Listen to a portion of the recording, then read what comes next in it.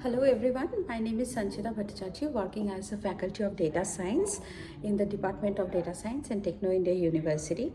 So today we will have a short session on descriptive statistics. So first, what is statistics? Statistics is the science or branch of mathematics that involves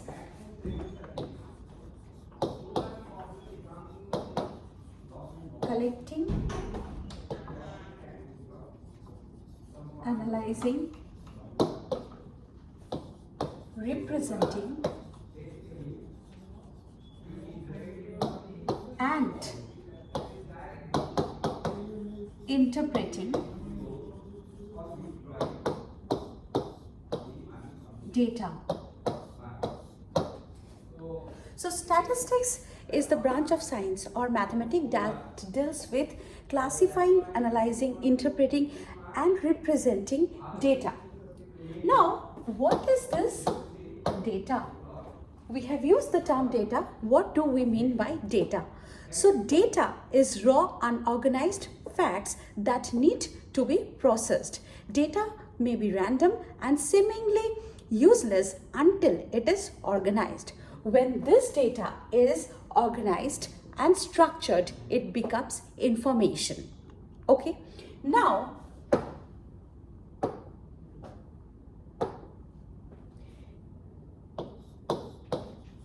data can be categorized into two types.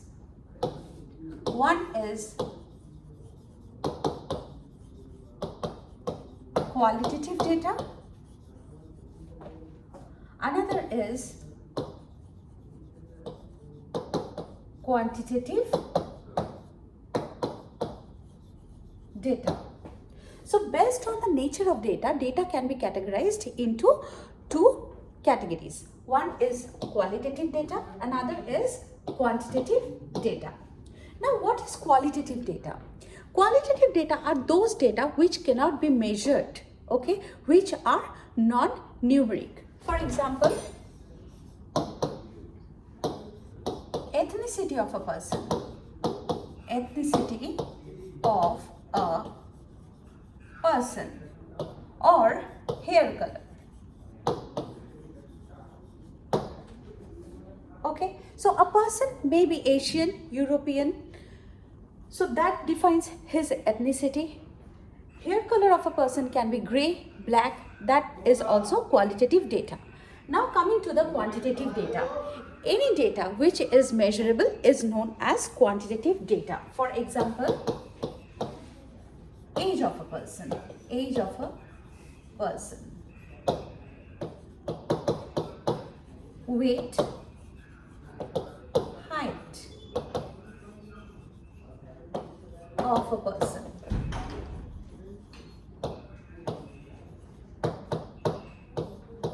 amount of rainfall, amount of rainfall. All these are measurable. So these are known as quantitative data. So based on the nature of data, there are two categories of data. One is qualitative data, another is quantitative data. What are qualitative data? Data which cannot be measurable. Those are qualitative data. Example, ethnicity of a person, hair color of a person. Second type is quantitative data. Any data which is measurable is known as quantitative data. For example, age of a person, weight or height of a person, and amount of rainfall. Okay. Now,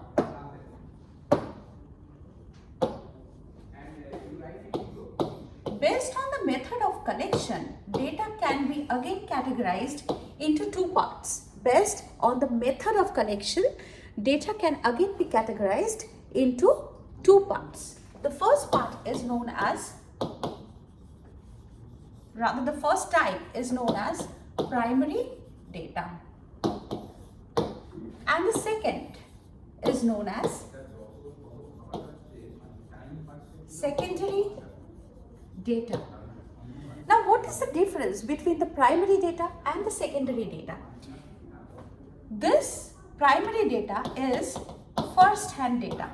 first hand data, and this secondary data is already collected by someone. Okay, so primary data is first hand data where the interviewer collects the data all by himself for his purpose of study, and secondary data is that data which has already been collected by someone and you are using it for your purpose of study. One example of primary data and secondary data both is the census data. How is it primary and secondary? Both. For example, you want to collect data for the next census. So you collect the data all by yourself.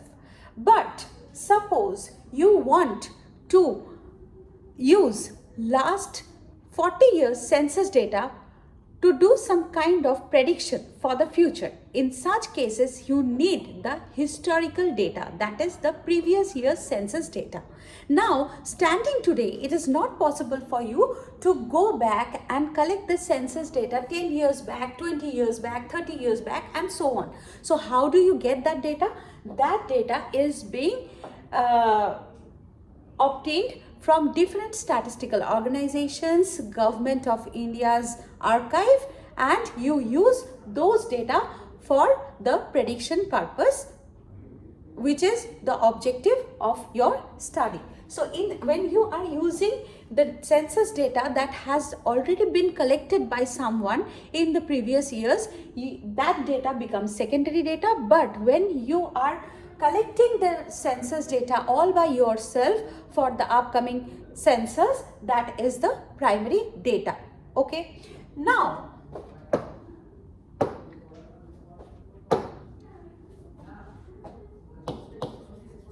as I said, based on the method of data collection, data are of two types, primary data and secondary data. What is primary data? Data that is to be collected by the interviewer or the investigator himself. What is secondary data? The data which has already been collected by someone and you are using it for your own purpose of study. So how do we collect the primary data? Methods of primary data collection. The first method is interviews. The first method here is interviews. So what are interviews? Interviews are a direct method of data collection. It is a simple process in which the interviewer asks questions and the interviewee responds to that question, and those answers are being recorded. It provides a high degree of flexibility because questions can be adjusted and changed anytime according to the situation. So the first method of data collection, primary data collection, is interviews, which is a direct data collection method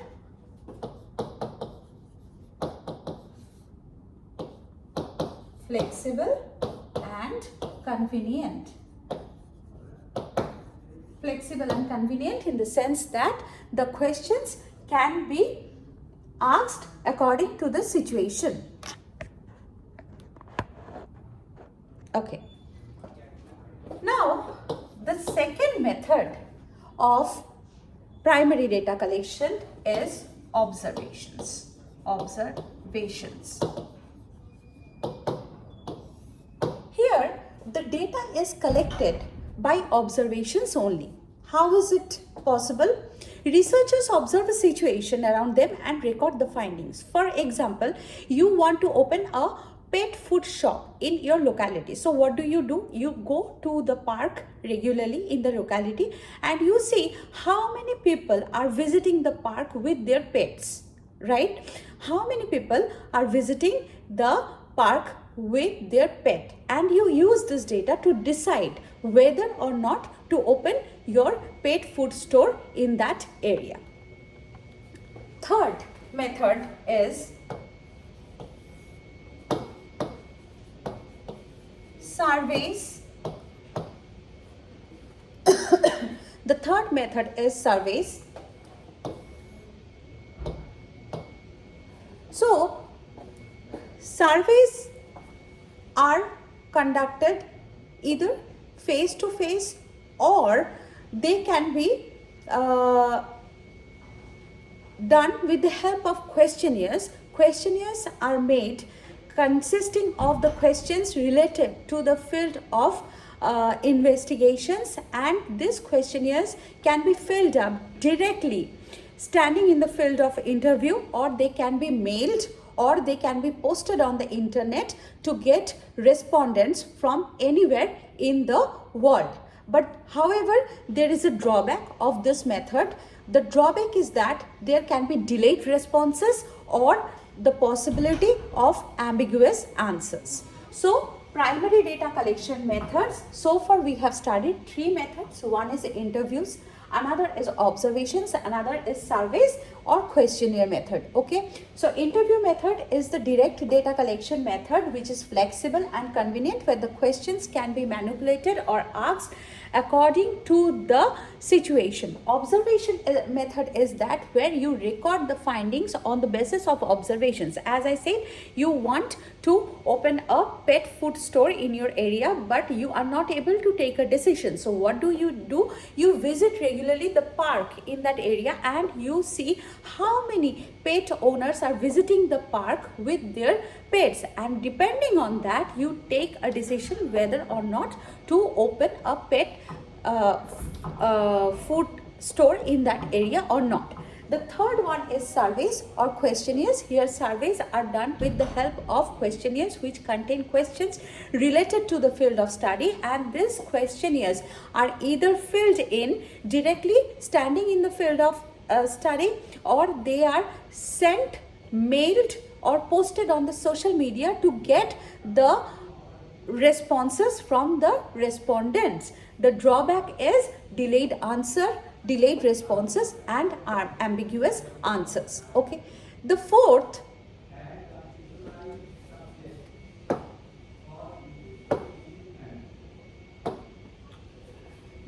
method of primary data collection is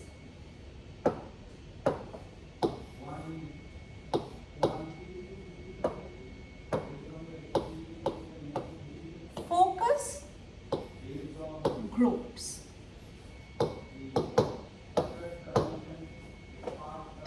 Sorry, the fourth method of primary data collection is focus groups. It is also very similar to an interview. It is conducted with a group of people who all have something in common. Okay, the data is collected as it is collected in in-person interviews, but they offer a better understanding of why a certain group of people thinks in a particular way.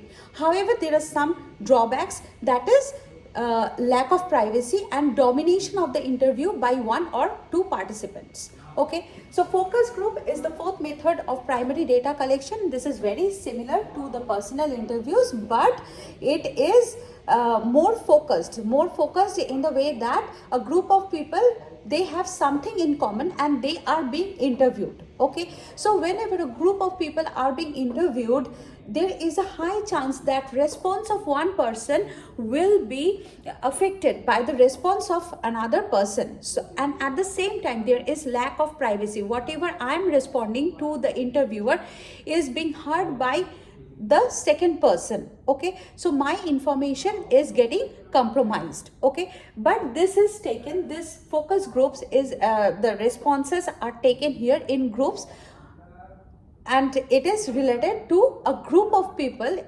A group of people is being interviewed who have something in common. This is very similar to, as I said, in-person interviews, but they offer a better understanding of why a particular group of people are thinking in a particular way. Okay, the fifth method of primary data collection is oral groups. Okay, oral histories. This is also oral histories. This is also very similar to interviews and focus groups. However, it is defined more precisely, and the data collected is linked to a single phenomena. It involves collecting the opinions and personal experiences of people in a particular event that they were involved in. Okay, for suppose you want to investigate something related to a particular incident that has happened in the past. So what do is you try to find out who were the participants in that incident. So you interview them and you record their histories. Okay, you record whatever they say related to that incident, and that is an example of oral histories. Okay, so far we have studied the different methods of primary data collection. What are the different methods of primary data collection? Interview method, okay, then observation method, then surveys and questionnaires, then focus groups, and then oral histories. So this has been the 5 methods of primary data collection. Now we move on to secondary data. As I said earlier, what are secondary data? Secondary data are those which has already been collected by someone. Obviously, they have collected it first hand maybe, or maybe they are also using the data that has been collected by someone else. So what are the types of secondary data? So secondary data collection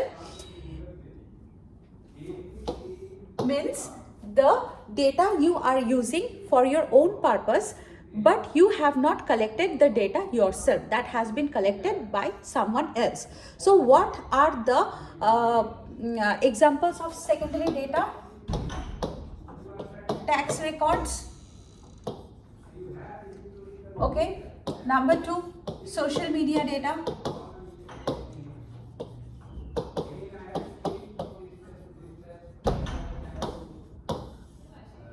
Number 3, electoral statistics.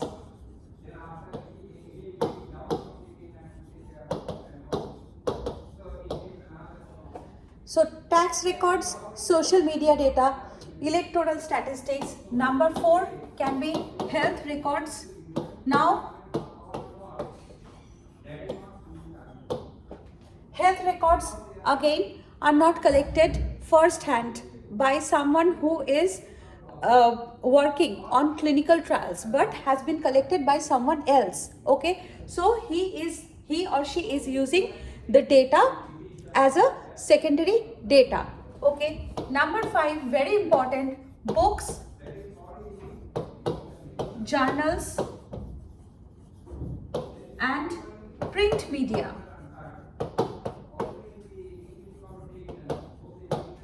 Books, journals and print media. Okay, now books, journals and print media, there are many more to add.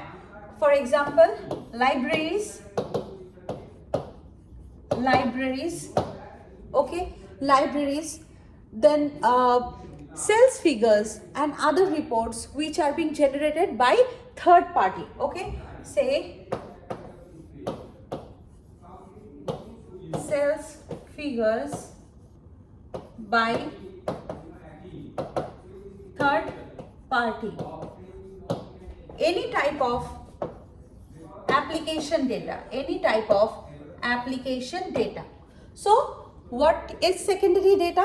What do we mean by secondary data? Secondary data are those which are collected by someone else and we are using them for our own purpose of study. What are the examples of secondary data? First one is tax records.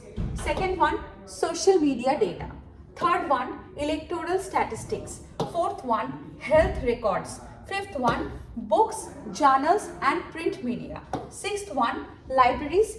Seventh one, sales figures by third party. And eighth one, application data. So any data which has been collected by someone else and you are using it for your purpose of study is known as secondary data.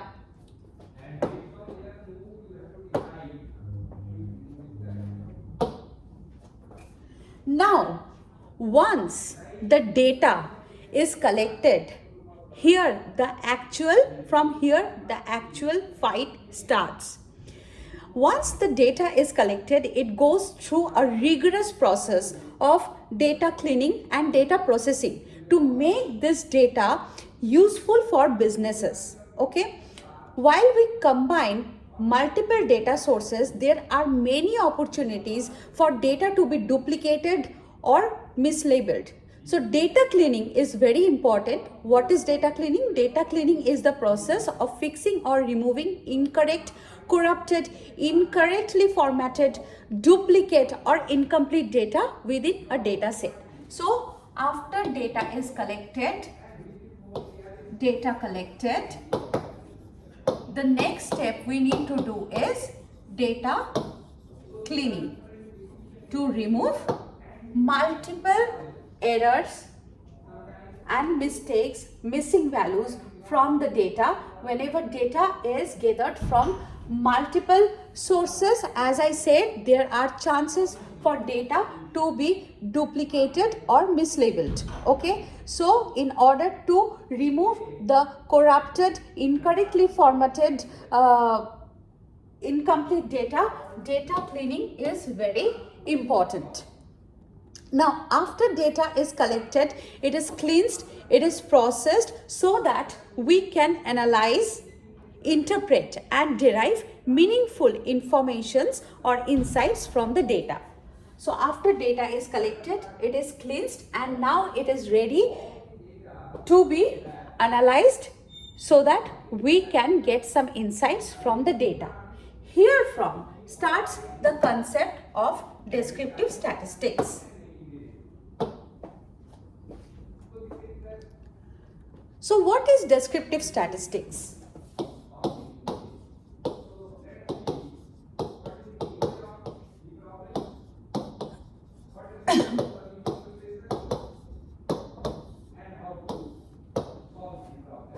So what is descriptive statistics?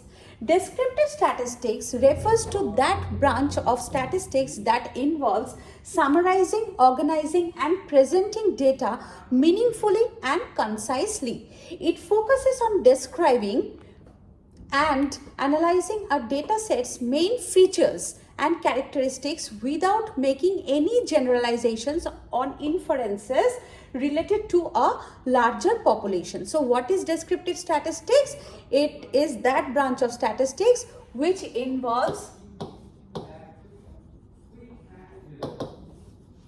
summarizing,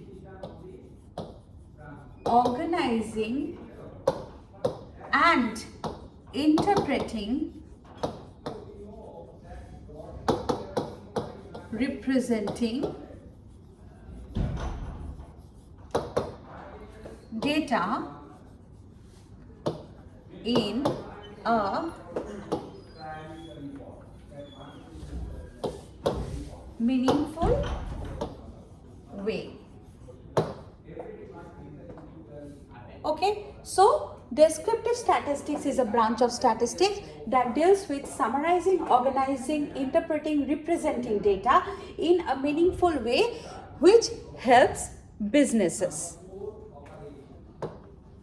Okay, so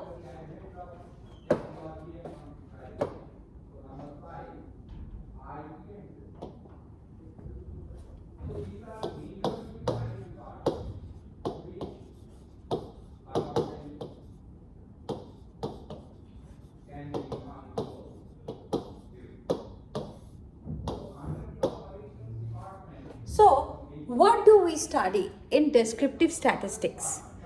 Descriptive statistics also involves a graphical representation of data through charts, graphs and tables which can further aid in visualizing and interpreting the information.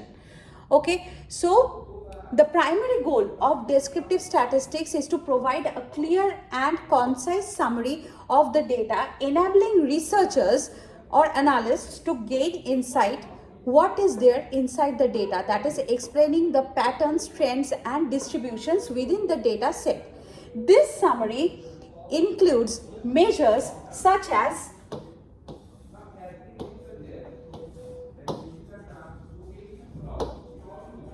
measures of central tendency,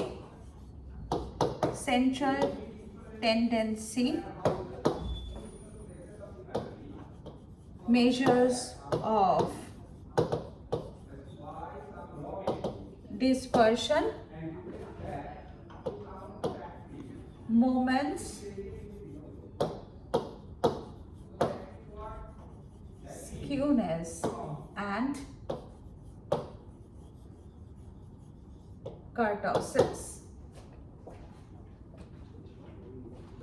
So, descriptive statistic gives us a summary of the data set that we have, and this summary includes measures such as central tendency, example mean, median, mode, dispersion, that is giving a picture of the scatteredness or dispersion of the data, and moment, skewness and kurtosis giving us an idea about the shape and pickedness of the distribution. As I said, descriptive statistics basically is the summarization of the data set. Apart from summarizing the data set, it also involves graphical representation of the data through charts, graphs and tables, and it helps us in visualizing and interpreting the information. Okay, now by employing descriptive statistics, researchers can effectively summarize and communicate the key characteristics of the data set, facilitating a better understanding of the data and providing a foundation for further statistical or decision-making processes. Now the question is, can descriptive statistics be used to make inferences or predictions? No. While descriptive statistics summarize and describe data, inferential statistics draw conclusions and make predictions about populations based on sample data. So basically, statistics can be categorized into two broad categories. One is descriptive statistics, another is inferential statistics. Inferential statistics. So statistics can be broadly classified into two categories. One is descriptive statistics, another is inferential statistics. So descriptive statistics summarize and describe data, whereas inferential statistics draw conclusion and make predictions about populations based on sample data. Descriptive statistics provide a summary of the features or attributes of a data set, whereas inferential statistics enable hypothesis testing and evaluation of the applicability of the data to a larger population. Okay.